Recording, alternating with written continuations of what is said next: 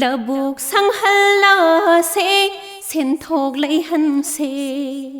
लबुक संहल्ला से सेंथोक लैहनसे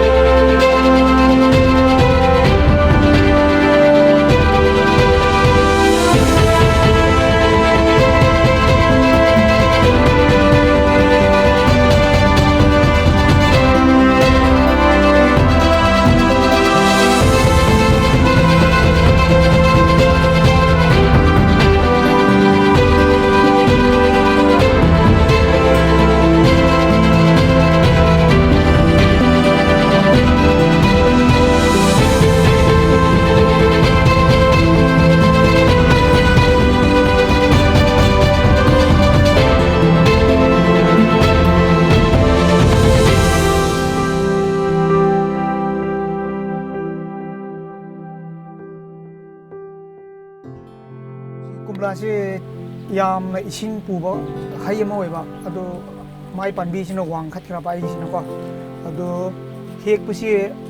सै न थिलगा नत्रगा कोइ कंथलगा हेक पसी दी योनबु सिनु नुगाइत्रे साबु सिनु नुगाइत्रे कुइना थम्मुसु याद्रे को अदुना आइना काइराक सि थारगा काइराक पानबी द कारगा हेक पि मोंगसे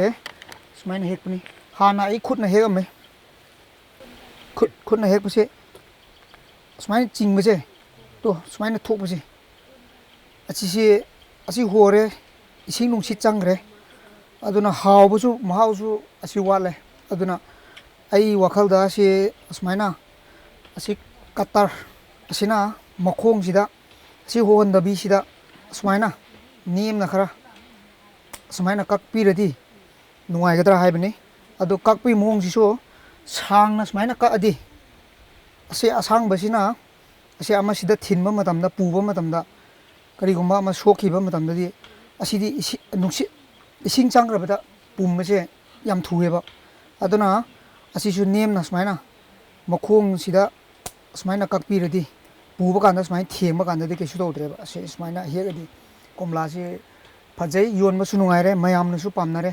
स्माइना हेकपदा अखोइ चिंथतपसे असिदि सोइबा मा लैरे हाइबा आई चपचाना खंगी कोई चाब मतमनसु महाव वाट पखक्तना तना करिगुम्बा तीन चांगमसु यावेबा असि मनुंगसिदको कक्चेंग तीन गुम्बा खरा चांगमसु फंगे अदो अखोइ हक्सांगदा सोककदरा अदो फजरोइदबा अमदि लैगनि हाइबे वखंदा आई थम्मे आइगी फार्म से हुजिक अखोइ तुपु हाइना खंगनाबगी मनाक्ता लैबा चरोइ पन्दुंगबा हाइना खंगनाबनि अदो कांगपोपी डिस्ट्रिक्ट अखोइ अदो हाईवे 37 असिदगी अखोइ लौ फाउ लापसे किलोमीटर 3 मुकुमगी चांगदा लाए अदो आइना सि फार्म तौबगी से सही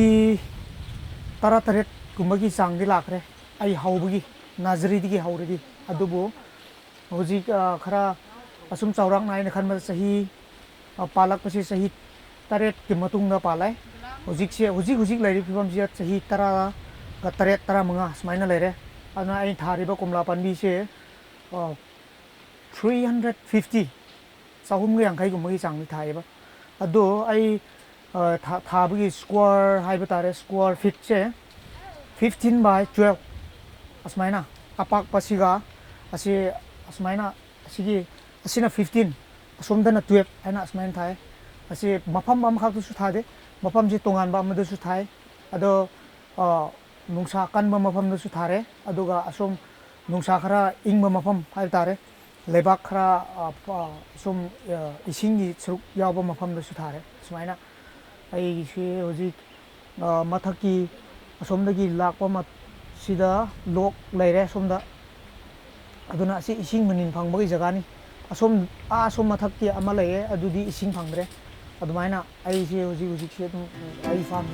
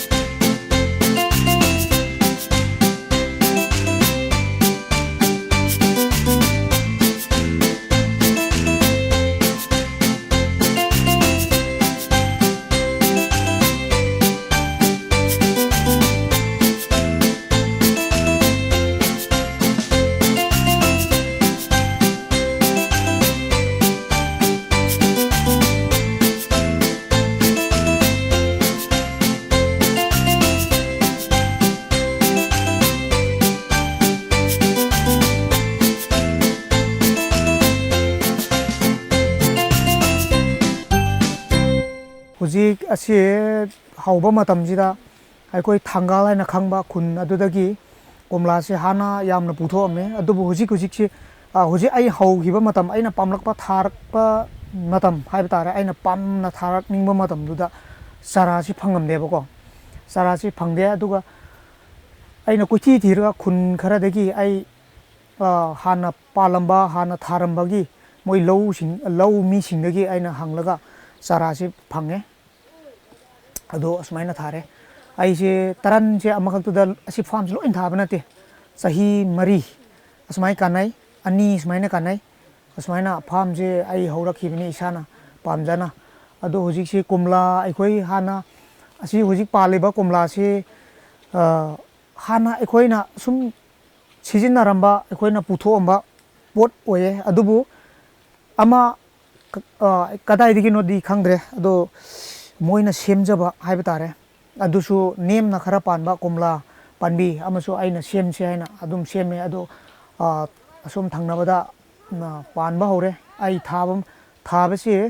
आई सेमबा चहीदुगा हाइरदि चही अहुम मरीदा पालेबा अदुगी अनेमबदुको असि हुजिकी अचौबसिदि ꯑꯩꯅ ꯍꯦꯛ ꯊꯥꯈꯤꯕꯗꯒꯤ ꯍꯧꯕꯁꯦ ꯑꯩꯅ ꯉꯥꯏꯕꯁꯦ ꯆꯍꯤ 7 ꯑꯁꯨꯃꯥꯏꯅ ꯉꯥꯏꯕ ꯃꯇꯝꯗ ꯃꯄꯥꯟ ꯁꯥꯔꯛꯑꯦ ꯑꯗꯣ ꯃꯍꯩꯁꯨ ꯐꯪꯂꯛꯑꯦ ꯈꯔ ꯑꯗꯨ ꯐꯨꯜꯗꯤ ꯐꯪꯗꯦ ꯑꯩꯒꯤ ꯑꯋꯥꯃꯟꯗꯤ ꯍꯟꯗꯦ ꯑꯗꯨ ꯃꯇꯝꯗꯨꯗꯤ ꯑꯗꯨꯕꯨ ꯆꯍꯤ 12 13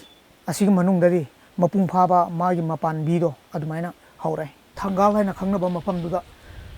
ꯃꯌꯥꯝꯁꯤꯅ ꯐꯖꯔꯦ ꯐꯩ ꯍꯥꯏꯅ ꯌꯦꯡꯕ ꯆꯠꯂꯦ ꯑꯗꯣ ꯍꯧꯖꯤꯛꯀꯤ ꯃꯤꯁꯤꯡꯅꯁꯨ ꯑꯗꯨꯒꯤ ꯃꯐꯝꯗ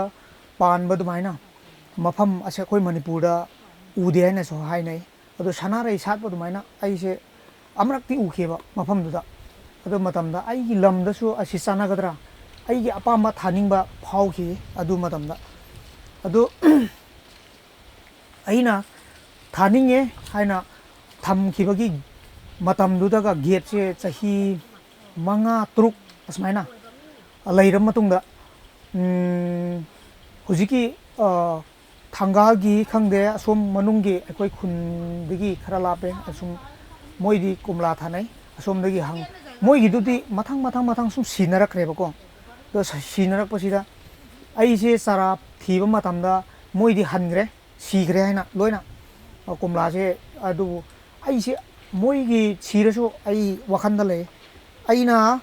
ꯑꯃꯨꯛ ꯊꯥꯔꯀꯥꯟꯗ ꯑꯩꯒꯤ ꯂꯝꯗꯗꯤ ꯁꯤꯔꯝꯗꯕꯁꯨ ꯌꯥꯏ ꯐꯖꯔꯛꯄꯁꯨꯌꯥꯏ ꯁꯨꯃꯥꯏꯅ ꯑꯩꯅ ꯊꯤꯔꯦ ꯈꯔ ꯆꯥꯔꯥꯁꯦ 100 ꯂꯩꯕ ꯃꯐꯝ ꯌꯥꯎꯔꯦ 50 ꯂꯩꯕ ꯃꯐꯝ ꯌꯥꯎꯔꯦ ꯁꯨꯃꯥꯏꯅ ꯑꯩꯅ ꯈꯔ ꯀꯂꯦꯛꯁꯟ ꯇꯧꯔꯦ ꯈꯨꯟ ꯑꯃꯈꯛꯇꯗꯤꯁꯨ ꯐꯪꯗ꯭ꯔꯦ ꯃꯐꯝ ꯇꯣꯉꯥꯟꯕꯗꯒꯤ ꯑꯩ ꯃꯔꯨꯞꯇꯒꯤ ꯀꯅꯥꯗꯒꯤ ꯑꯩꯅ ꯐꯥꯎꯅꯕ ꯌꯥꯕ ꯃꯤꯗꯒꯤ ꯀꯂꯦꯛꯁꯟ ꯇꯧꯔꯒ ꯁꯨꯃꯥꯏꯅ ꯊꯥꯏ ꯃꯤꯗꯒꯤꯁꯨ ꯃꯔꯨ ꯐꯥꯎꯕ ꯂꯧꯔꯒ ꯑꯩ ꯑꯐꯪꯕ ꯈꯔ ꯃꯔꯨꯗꯒꯤ ꯁꯦꯝꯖꯕꯁꯨ ꯂꯩ ꯑꯗꯣ ꯄꯥꯝꯕꯤ ꯑꯣꯏꯅ ꯑꯁꯨꯃꯥꯏꯅ ꯊꯥꯏ ꯑꯗꯣ ꯑꯩꯁꯦ ꯏꯟꯇꯔꯦꯁ ꯌꯥꯝꯅ ꯂꯩ ꯍꯩ ꯊꯥꯕꯒꯤꯁꯤꯗ ꯀꯣꯝꯂꯥ ꯈꯛꯇ ꯅꯠꯇꯦ ꯑꯩ ꯍꯧꯖꯤꯛꯁꯦ ꯑꯦꯄꯜꯁꯨ ꯇ꯭ꯔꯥꯏ ꯇꯧꯔꯤ ꯑꯗꯣ ꯄꯣꯃꯒ꯭ꯔꯦꯅꯦꯠ ꯀꯄꯣꯏꯗꯣ ꯑꯗꯨꯁꯨ ꯇ꯭ꯔꯥꯏ ꯇꯧꯔꯤ ꯃꯦꯡꯒꯣ ꯑꯩꯈꯣꯏ ꯍꯧꯖꯤꯛ ꯍꯩꯅꯧꯁꯨ ꯑꯁꯨꯃꯥꯏꯅ ꯇ꯭ꯔꯥꯏ ꯇꯧꯔꯤ ꯑꯩꯁꯦ ꯍꯩꯁꯦ ꯃꯌꯥꯝ ꯅꯁꯨ ꯄꯥꯝꯅꯔꯝꯒꯅꯦꯕ ꯑꯩ ꯍꯦꯟꯅ ꯄꯥꯝꯕ ꯑꯃ ꯂꯩꯌꯦ ꯑꯗꯣ ꯑꯪꯒꯨꯔ ꯍꯧꯖꯤꯛ ꯁꯤꯠꯂꯦꯁꯇꯨꯗꯤ ꯅꯠꯇꯦ ꯃꯔꯨ ꯌꯥꯎꯕ ꯑꯪꯒꯨꯔ ꯑꯆꯧꯕꯗꯣ ꯑꯗꯨꯁꯨ ꯑꯩ ꯆꯥꯔꯥ ꯊꯝꯃꯒ ꯇ꯭ꯔꯥꯏ ꯇꯧꯁꯤꯔꯥ ꯑꯩ ꯃꯗꯨꯁꯨ ꯐꯒꯗꯧ ꯃꯥꯜꯂꯦ ꯑꯩ ꯁꯛꯁꯦꯁ ꯑꯣꯏꯒꯅꯤ ꯍꯥꯏꯕꯒꯤ ꯋꯥꯈꯜꯗꯗꯤ ꯂꯩꯇꯦ ꯑꯗꯨꯕꯨ ꯇ꯭ꯔꯥꯏ ꯇꯧꯒꯦ ꯍꯥꯏꯕ ꯑꯗꯨ ꯐꯔꯗꯤ ꯑꯩ ꯑꯗꯨ ꯐꯥꯎꯕ ꯊꯥꯒꯦ ꯍꯥꯏꯕꯒꯤ ꯋꯥꯈꯜ ꯂꯩꯌꯦ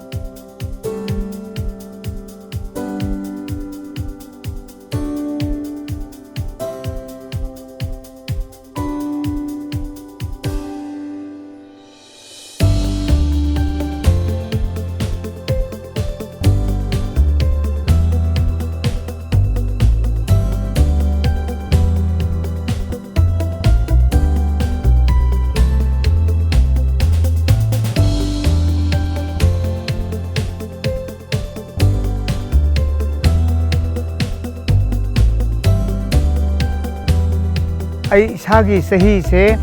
ꯆꯍꯤ 63 ꯁꯨꯔꯦ ꯀꯨꯝꯁꯤꯅ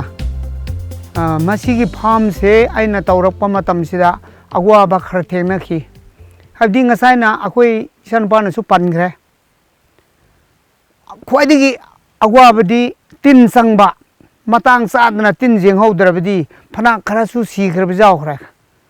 ꯃꯁꯤ ꯇꯤꯟ ꯌꯦꯡꯍꯧꯗꯕꯗꯒꯤ ꯃꯩꯒꯤꯗꯃꯛꯇꯁꯨ ꯑꯩꯈꯣꯏ ꯀꯟꯕꯗ ꯌꯥꯝ ꯋꯥꯏ ꯑꯗꯨꯅ ꯃꯁꯤꯒꯤꯗꯃꯛꯇ ꯑꯩꯈꯣই ꯇꯤꯟ ꯍꯤꯗꯥꯛ ꯁꯤꯖꯤꯟꯅꯩ ꯑꯗꯨꯅ ꯍꯥꯏꯗꯣꯛꯄ ꯃꯇꯝꯁꯤ ꯃꯤ ꯈꯔ ꯃꯤꯅꯣꯠ ꯈꯔ ꯆꯪꯉꯤ ꯍꯧꯖꯤꯛꯅ ꯈꯔ ꯆꯥꯎꯔꯛꯄꯅꯤꯅ मागी उरुमसिना खरा हौजिकती फरे अदो हानदी मसी उरुमसि लेरक्तबनिना मसा सुसिंग अखोय लेम ग्वांगलपा फुट मरी मखाय मरी अदो माना ग्वांगलपा मतमददी नापीना सोंगलकपना हेनलकगलकपनिनको सेंगबदा यामना ग्वाय अदुना हौजिकती सुम सेंगबदसु ग्वाद्रे थोदोना अदुना आइना हौजि अवाबा हाबिसे लंबी से खरा थापे खोंगना चटपा नुमित लै गाड़ी ना नीतिगी चटपसु ngamdabnina खोंगना अदुम चले मसीदे लंबी थोंगी मरमसिदा खरा वाबा सोमा लै किलोमीटर 5 3 चटपा हाबिसे अमुक हनगा हंदा तवसिसु खरा अदुम ग्वाय आइगे अवाबा थेंगनबा हाबिसे अदुमा ओरबसु अखोय आइना मसी फार्म सी सेमलकपा मतमदा मखोंदी सुम फजना मपुंग फाबा मखोंग ओराबा पांबी ओराबा अदुबु पांदी पांद्रबा अदुदिगी आइगी सी फेन ओरगद्रा हाबिसिसु आइ नुसा याम थीरमे अदुबु हाकुमगा कुमसीगासे अदुम फजना पानग्रे हाकुमदिगी कुमसीने हेना मुक पाले अदुदिगी आइगी अवाबसे खरदी आइ हराउबा मु फाउग्रे आइगी पोथोकसे खरा जामहनगे हाना आइ प्लान अमुक तौजरी हौजी परी अनि अहुम खरे हेना हेल्प ओइना लेरगनी मसीगी कंपेक्ट ओरे एरिया ओइना कुमला से थानबा आई मी खरा हौरी अदुगा पोसे होंगना अखोय मणिपुर से फंगनगे हाबिगे आइगी आसानी अखोयदी मसीगुम्बा गवर्नमेंटगी करी फंगफमसु लंबीसु खंगदे हाई आइसी हौरकपा आइसीदी आइगी मोता आइगी आइना खनबा वखलोंदगी असिमान थाखिबने मीना असुमाइना थाओ असि असुम पाखल्लो सुम सांगल्लो हाबिदी मी अमतनासु ताकपीदे आइगी मरुप मपांग मी मजामा आइगा हौमिनरकपा मजामदुदी फेल ओइना तौखरे महै साबा फंगद्रे हाबिसे आइ अदुम फजना उए आइगु सेनापति डिस्ट्रिक्ट नि आइसे सेनापति डिस्ट्रिक्ट सिदा आइना आइगी नवंगबा नतबको आइना नपन तौबा नतबको आइना असुम आइ वखलोंदा थोपसे आइगी पोथोकसिना कुमसीगिसिना खरा कुमलागी मरमदनिको असिना खितंग हेलमगद्रा आइगी पोथोकसिना आइना आइ खरा वखन खरसु तौजै अदु मथंगदसु आइगी प्लान से असि कुमला से अमुक मसिदगी खरा हेना थाननबगी दमकता प्लान तौरे पिसमादा असिगी चांगसिदको रुपा 5 दा थाई अदुना आदा जौरगना हुजे से रुपा 3 ता दुम थाई हुजे से खरेदो मपान साबा मतमनिना खरसी हुजे थि होंगे खरा ngahak लेरगा अमुक तांखलानि था अमुक पांखलापददिको अथु मथंग सुम तांखलानि हाबे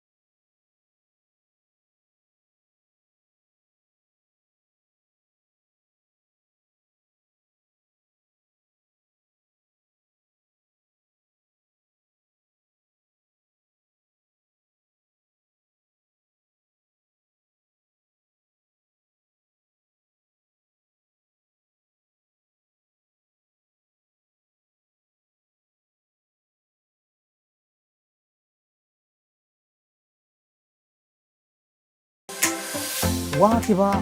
आइगी हुमांग मोमन हाइबा तारेको आई हुजिकती लोइना कावखरे अवाबदी अदो हुजि आई इनकम से ꯃꯌꯥꯝꯅꯁꯨ ꯍꯥꯏꯅꯔꯦ ꯑꯩ ꯍꯣꯏ ꯌꯥꯝ ꯂꯥꯛꯇ꯭ꯔꯁꯨ ꯑꯩꯒꯤ ꯀꯣꯟꯅꯅꯕꯗꯤ ꯂꯥꯛꯑꯦꯕ ꯍꯧꯖꯤꯛꯁꯦ ꯑꯩꯅ ꯄꯥꯝꯕ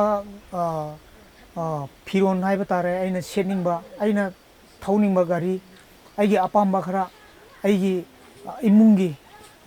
ꯀꯔꯤ ꯀꯔꯤ ꯆꯥ ꯊꯛꯄꯒꯤ ꯀꯔꯤ ꯀꯔꯤ ꯂꯣꯏꯅ ꯑꯩꯒꯤ ꯏꯟꯀꯝꯗꯤ ꯀꯣꯟꯅꯔꯦ ꯍꯧꯖꯤꯛꯀꯤꯗꯤꯀꯣ ꯏꯟꯀꯝꯁꯤ ꯐꯖꯅ ꯁꯥꯕꯤꯔꯦ ꯄꯥꯝꯕꯤ ꯑꯃꯁꯤꯗ ꯍꯧꯖꯤꯛ ꯄꯥꯜꯂꯤꯁꯦ ꯑꯩꯅ ꯆꯥꯎꯔꯥꯛꯄ ꯑꯁꯨꯝ ꯍꯦꯛꯑꯦ ꯑꯗꯨ ꯌꯦꯡꯕ ꯃꯇꯝꯗ 1,100 ꯄꯥꯜꯂꯦ 1,000ꯒꯤ ꯃꯈꯥꯗꯗꯤ ꯇꯥꯗ꯭ꯔꯦꯕ ꯍꯧꯖꯤꯛ ꯀꯣꯝꯂꯥ ꯄꯥꯝꯕꯤ ꯑꯃ ꯄꯥꯜꯂꯤꯁꯦ ꯑꯗꯨ ꯍꯧꯖꯤꯛ ꯄꯥꯝꯕꯤ ꯑꯃꯁꯤꯅ ꯑꯩꯅ ꯈꯟꯕꯗ ꯆꯥꯎꯔꯥꯛꯅ 5,000ꯒꯨꯝꯕꯗꯤ ꯑꯩꯉꯣꯟꯗ ꯏꯟꯀꯝꯁꯤ ꯄꯤꯔꯦ ꯑꯗꯨ ꯄꯥꯝꯕꯤ ꯈꯔꯗꯤ ꯃꯦꯆ꯭ꯌꯣꯔ ꯑꯣꯏꯗꯕ ꯂꯩꯌꯦ ꯆꯍꯤ